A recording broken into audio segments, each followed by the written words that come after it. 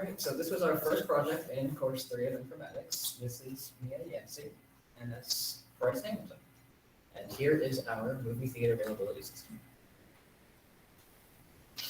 Before we start, some things you might want to know are basic definitions. So a database stores data on a computer or a server, and this data may consist of movie names, movie times, when it starts, or what seats that are stored for them. And we use two coding languages to create our server of sorts. HTML, which makes it so our server looks nice and isn't just plain black text on a white background, and PHP, which transfers our data from our database to our website, so you can actually see real-time data being moved.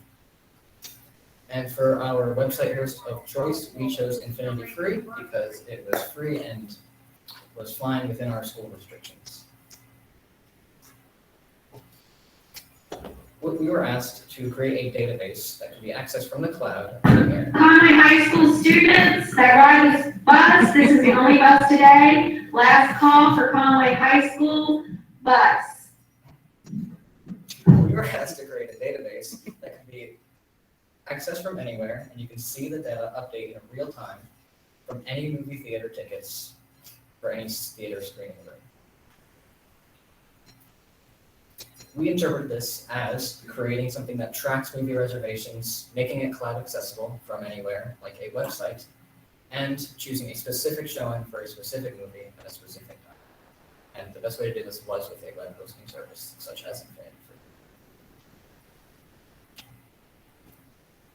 All right, so next up, before we had to started our project, we had to figure out a few things, what we knew how to do and what we needed to figure out how to do. So first, we knew what PHP was and what HTML was. We just had to figure out how to use it and how to figure out how that connects to making a website and connecting that to the cloud. We knew what how a cloud works and stuff like that, but we didn't really know how to get a website, connect our data to the website, and be able to look at it through the cloud. We also had to get clean data, which was really easy. We just kind of added there and we put it into SQL at first, and then over time we were able to just switch it over and then use that instead of having to go through SQL. For our design brief, we kind of started out with our client. Our client, being Movie Theater Complex, they hit us up and we're like, hey, we need a database that's accessible through the cloud. So we figured out how to use MySQL and Infinity Free to make a website. Our constraints were that the cloud had to be accessible and transmit live data. That was kind of hard to figure out at first, but after we got the hang of it, it wasn't very difficult to refine the process. So to kind of explain how this works, so we have our server down here and our server up here. That's for the web page.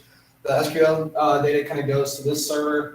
This server with all the information that makes the website and tells the website what to do. It goes to our client, which is you, the user, and it formats on a web page that shows you the data and all the text and stuff that's on there. Make it nice and pretty. So how we went about solving this problem was a little bit different than what we were used to in our process because it was very collaborative. None of us had ever done anything with databases or with the cloud before, and lots of us didn't even have very much coding knowledge. So the way that we went about it was a lot more trying to figure things out together and then distributing that information than it was trying to do things in our little bubble and then sort of linking up at the end. So we started out in MySQL Workbench. We have a launch document, and that's what the launch document suggested. So we thought it would be at least a good place to start since we didn't really have very much background in what we were working in. So we started in that program and we started learning SQL syntax, which is basically a coding language that refers to how the computer interacts with the data. So they use things called queries, which is essentially what you would consider like a search function to pull data out of that database given specific specifications. So we started there and we learned how to upload our data. We made some sample data that we would eventually put in our final product. And we learned how to make the queries to search the data. We actually made a lot of the queries that we would use in our final product. But ultimately, the problem we ran into was that we really struggled to find a front end that would connect to this particular program. And there's a couple of reasons for that. One, we are in a school environment, so our school has restrictions set up that can make it difficult to connect to outside programs. Second, this is what we would consider a professional program, so lots of the programs that link to it cost money because they are intended for professional use. They include lots of other specifications that you would use to run something like a business, which we didn't really need, and we couldn't really pay for a service that would include those things. So we eventually found something that would connect to it, but before we could even make any kind of connection to a cloud website, we had to learn some PHP and HTML. Like Jack said, we knew a little bit about what HTML was. We knew that it was what built the web pages, but we had no idea how to kind of connect that database that we had built to something that would write a web page, because we knew HTML wouldn't do it. We knew SQL would do the database, but we didn't know how we could get those things to connect. And it turns out that there is a separate coding language called PHP that kind of works with both of them. So we ultimately decided on Infinity Free, which is a free web hosting platform that hosts both databases and website pages and allows you to connect them to each other. And we chose it because it was intuitive for us, it was pretty user-friendly, and since we didn't have a lot of background, that was really important for us, and that it worked under our school conditions. So we learned some basic PHP and HTML syntax, and then we started working on connecting to those particular websites.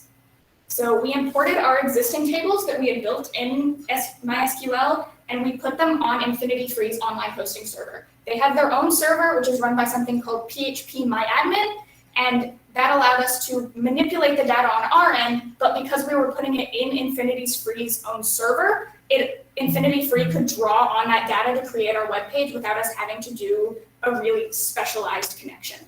So we learned PHP-MyAdmin to learn how to manipulate that data. So it was very similar to MySQL, but there were a couple of different functions, and the knowledge transferred pretty well, but it took us just a little bit of a learning curve to learn how to do that. And we learned how to connect the server to the website using PHP. So we ended up having to put a file into Infinity Free server, and we were coding just regular HTML and PHP into that file. We used a connection statement that allowed us to connect to those databases. So here's what we ended up building for our individual prototypes. Yeah, so next up is my individual prototype. At first, it was really hard to kind of get my head around it. Compared to these guys, I really didn't have much background knowledge. So at first, I was trying to figure out how to just get the information in there, and that wasn't too hard after some help from Mia. But next was like manipulating the data. It was kind of hard for me to like wrap my head around like the different functions and stuff.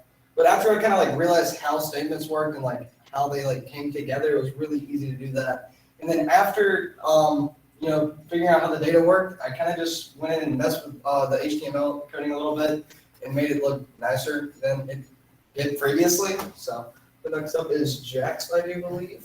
Yes. So I did something slightly different where you can actually pick one specific movie and then see all the showings for that movie. And my process was very similar to Price's, although I succumbed to using YouTube tutorials and websites, which greatly enhanced how quickly I could do this, although it did hurt my pride slightly. But the end result was nice. It looked nice, debatably, and it was still effective and efficient. So my individual prototype is what we ended up using for the team prototype. So there was a little bit of tweaks that we made after we all sort of came together, but the basis is sort of what I started coding. So here's what we liked and what we changed. The basis of my coding we left alone, but we changed a lot of aesthetic things, since when I had built my proof of concept, it was very much like you saw with Jack's. It was white background with Times New Roman font on it. So we ended up changing a little bit of those aesthetics to make it just a little bit prettier to use. We arranged the unreserved seat data in a table. So we figured out we were previously just listing the seats that were unreserved in our final screen, which you'll see in just a second. And Jack was actually the one who figured out how to arrange all of those so they came in a nice little table and you could see all of them at the same time. And then we cleaned up and commented the code because, you start coding and it looks a little bit like a mad scientist mess. So we just cleaned that up and made it so that if somebody else were to come in, they would be able to understand it. So this is what we eventually ended up with. It is a 3-screen website that basically works as sort of a funnel. So you start out with the most data, and as you continue making selections, it gets smaller and smaller to give you more specific results. So you start out with this first screen up here where you select your movie, and you put in any of the movies that are available at our little movie theater fake data concept, and you submit that. That sends the movie that you chose, which in this case is Inception, to the next screen, and that screen shows you every available showing date and time that the theater is offering for that particular movie. So in this case, there's a August 27th showing, and we put all those times in 24-hour format because it's easier to work with in data format. You don't have to put AM and PM, which can kind of screw things up. So you choose one of those date and time options, and you click submit, and it sends you back this little list of results. So it was really important to us that we made a reservation system that would actually show you what seats in our theater you could and could not have, similar in the way that regular movie theaters do. So these are done by seat codes. You have the theater, and then the seat row, and then the seat number. And this was a piece of conditional formatting that we did that was part of one of the things that we added on our team prototype, was learning how to do that red and green. Basically what it does is it takes all of the seats, and then it makes a query that searches for all of the unreserved seats for that showing, and it compares them. So if the seat exists in the theater and is not reserved, it prints it in green, and if it is reserved, it'll print it in red.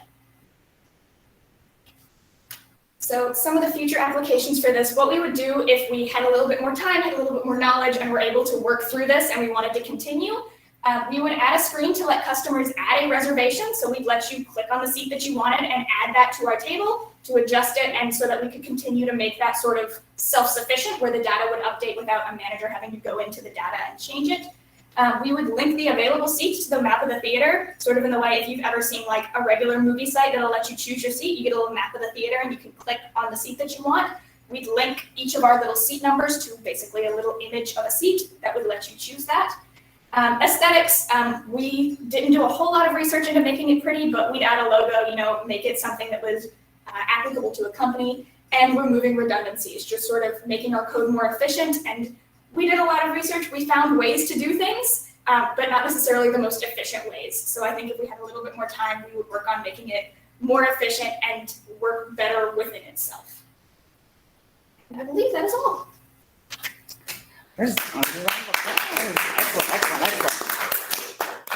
And Ms. Atherton said, "Well done."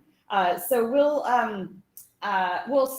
I'll give you already from the chat that Julie had already given you some feedback. I believe she said there's nothing wrong with that. I think from responding probably to Jack's search for other resources. Using YouTube. There's nothing wrong with that. And then there's a big smiley face with "great job" looking at your prototype there.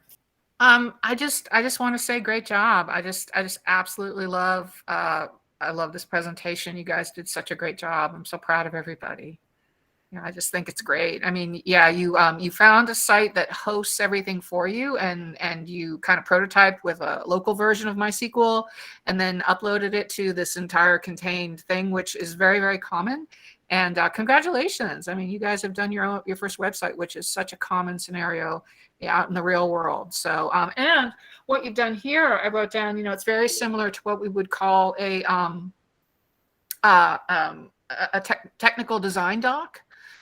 So the skills that you're learning here, if you go into IT and programming, these kinds of things where you put the technology and the diagrams, I mean, this is all absolutely practical skills for future career. And so I'm just really excited to see this. Great job.